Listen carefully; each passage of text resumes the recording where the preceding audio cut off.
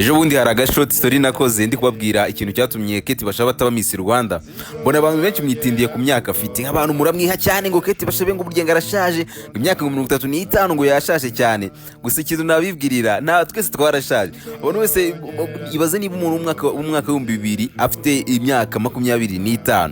Twarashaje bro, twarashaje cyane. Sinzi niba mutari kubona ukuntu twarashaje cyane. Uretse Kate mwihaye ngo yujuje imyaka 35 muri uyu mwaka, reka mbibutse ibindi byamamare bya bikunzwe hano mu Rwanda imyaka biruzuza muri uyu mwaka. Uwitwa Shadibu mu kwezi kwa 4 tariki 20 azajuje imyaka 33, mu gihe uwitwa Alia Cool mu kwezi kwa 5 tariki 9 azajuje imyaka 36.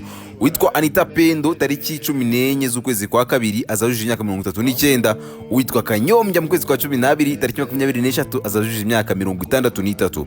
Uwitwa Axel Rugangura tariki 30 z'ukwezi kwa 5 azajuje imyaka 37. Uwitwa Mutesi Joli mu kwezi kwa 11 tariki 11 azajuje imyaka 29.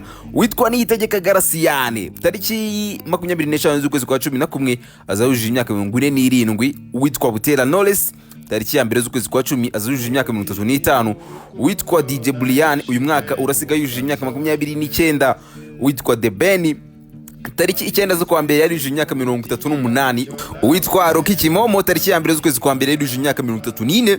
Uwitwa Bruce Melody tariki 2 z'ukwezi kwa 3 azujuje imyaka 33. Uwitwa Muyango tariki 19 z'ukwezi kwa 3 azujuje imyaka 26. Uwitwa ndakeka araba ngabo harabandira nibagiwe. Ngayo nguko twashaje bro, mureke kwiga Kate Bashabe twashaje cyane. Ngende imideri b'Abanyarwanda ku myaka yanjye 30. Imyaka yansize nyireba yaherekeje urungano rwanjye, igihe kimpaza amatsiko nyamara se yo ngwazangeza hehe, sinzongera kubona iby'ejo kuko ntabwo bizagaruka.